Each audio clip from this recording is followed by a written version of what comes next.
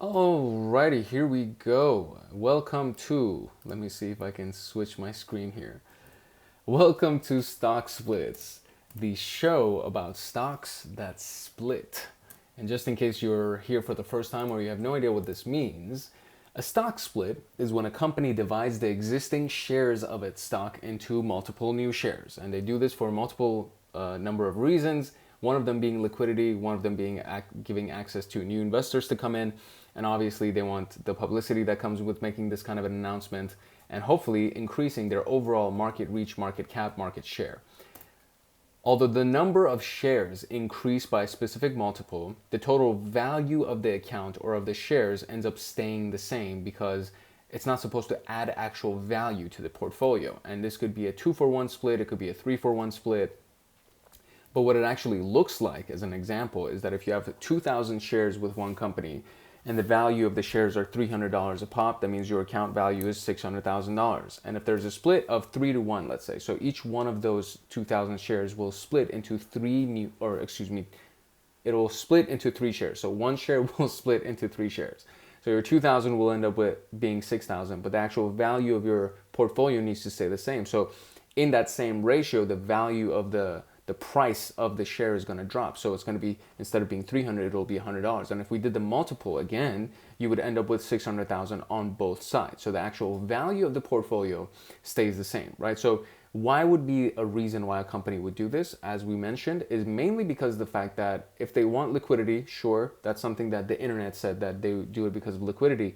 But when you really look at it, if it was before the internet era, there was a time where you would have to buy whole shares in a company. It was difficult to buy partial shares or a piece of a share, a portion of a share.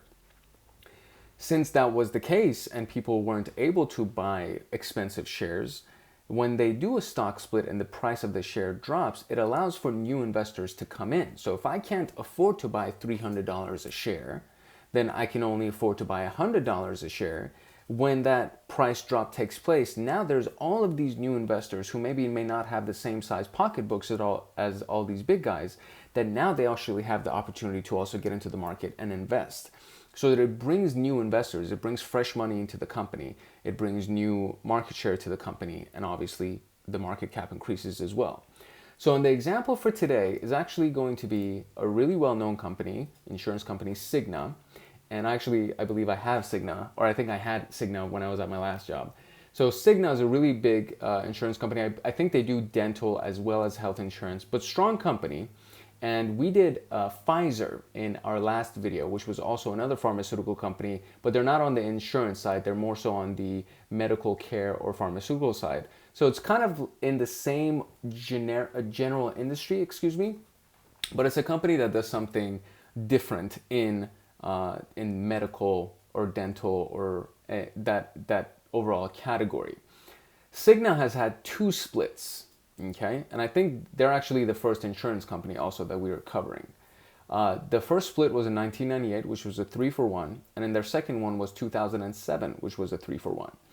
Let's look at the performance of this company. This is actually a very, very good-looking stock when you look at the actual performance of it. So this is the Cigna performance chart. Maximum from 1982 is from what we have, and it goes all the way to current day.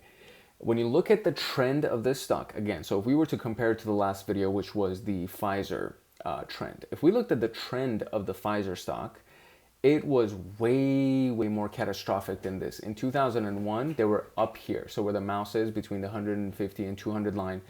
They weren't valued at 150, 200, but the graph itself was positioned here around 2001, and they had a huge dip by 2009, and then they kind of picked back up, and they were about around the same place that they were around 2001. When you look at Cigna, they had their consistent gains.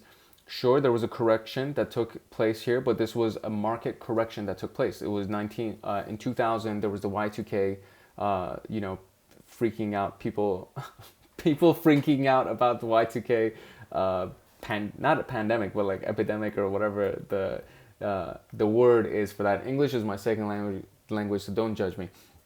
So 2000 is when Y2K happened. 2001, the 9/11 the planes crashing into Twin Towers took place, and then we went into war with Iraq. So this dip applies to every single one of the companies that we've looked at. There's always been a dip in this area. And the same thing around the 2007, between 2008, 2009 area, there was also a dip with every single company. But when you look at the performance of this company after those crashes took place, it recovered. And then there was another crash that took place, and shortly after it recovered.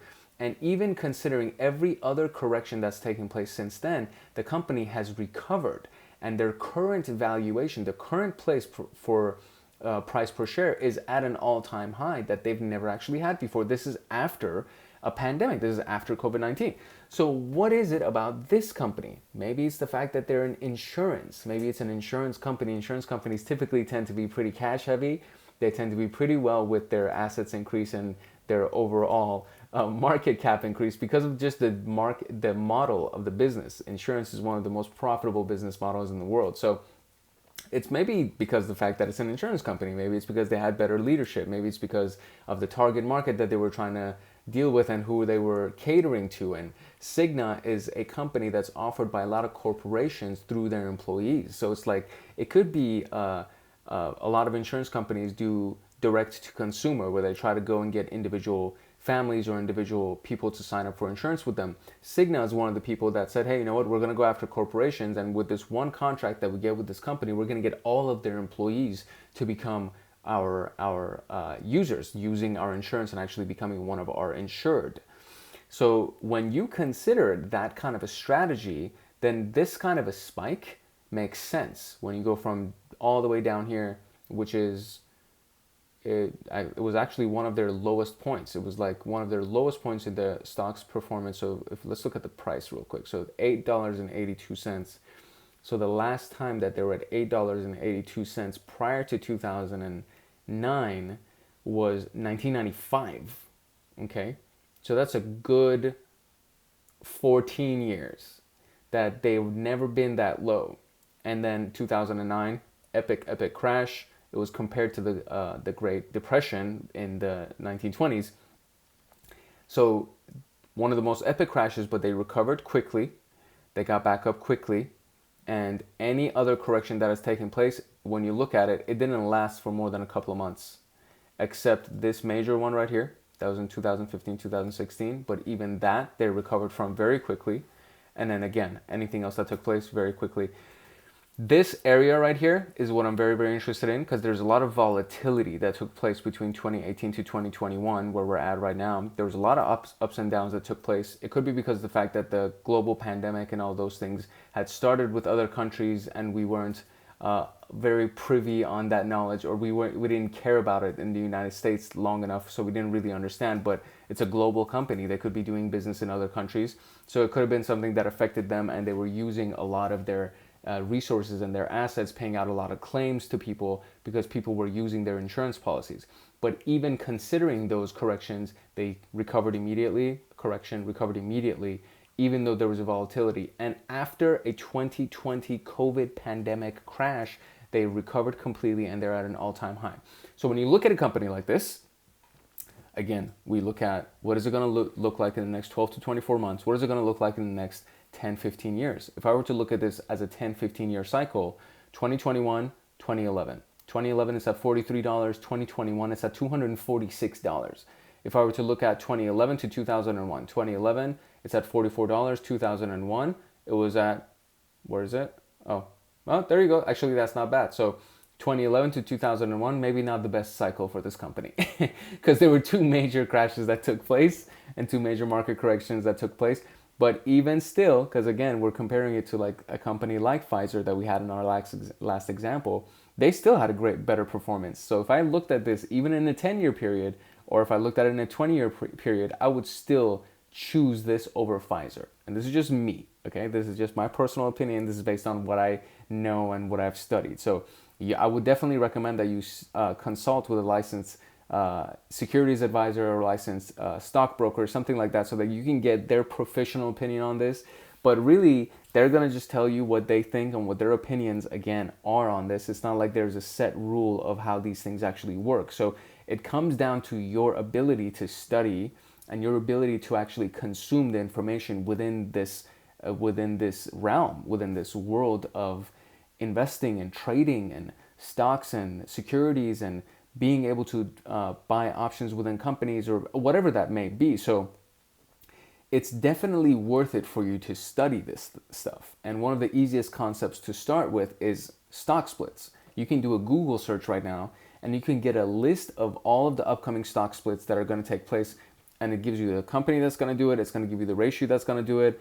The ratio, that they're going to do it at, if it's going to be 3-to-1, 2-to-1, or sometimes it's the opposite where it's 1-to-2, where if you have like 2 shares, they're going to combine it and you're going to end up with 1 share. But again, the actual value of your portfolio ends up staying the same. So you look at stuff like this. You look at the schedules that are going to come up with the splits. You look at the companies. You look at what they do. You look at some articles around that company. Why is it that they want to do a stock split? What happened when they announced it?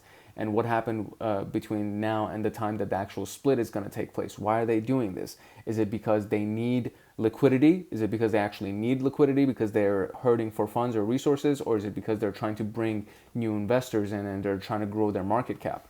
Those are two complete different, they're like totally different positions to be in as a business. If you need liquidity and resources, it probably means you're hurting and the business is struggling to survive. If you're looking for gaining market cap and bringing in new investors, it's probably because you're growing and you actually want to bring even more support into it so that you can expand further. So these are, again, just my opinions, but I would definitely research this and I would definitely study this concept because it's something that can make you a decent amount of money. When I started studying this and the moves that I made right after I started studying this, so far this year, over the last rolling 12 months, have been very, very profitable to me. So it's not a bad thing to learn. That's basically a whole long-winded version of saying that this is actually good stuff that you should study and you should learn. So if you have questions on it, please leave the questions in the comment section below. If you just want to leave a comment, you could do that too.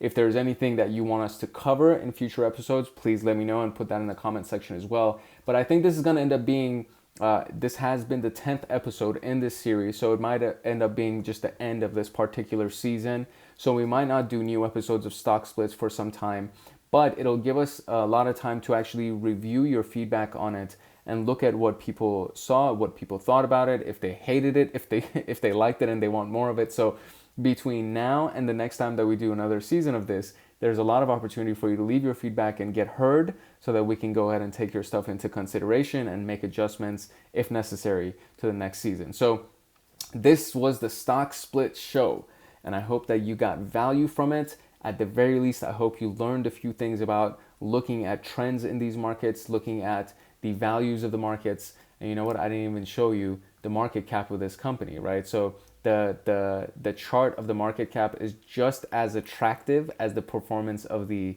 stock value itself. And even though you're considering the 2007-2008 market crash, you look at the beautiful recovery that it had afterwards. Even though you consider the corrections that have happened since then, you look at the beautiful recovery that they've had immediately after, and they're at an all-time high, even with their market cap as well. So strong company, really, really interesting to look at their performance. And if I would just keep my eye on it. I'm keeping my eye on it, so it's also up to you. So this was Stock Splits episode 10. My name is Arman Vakili. I hope that you actually enjoyed this. Thank you guys so much for watching, and I will see you in either another show or another season or whatever it is. So take care, guys. Talk to you guys soon.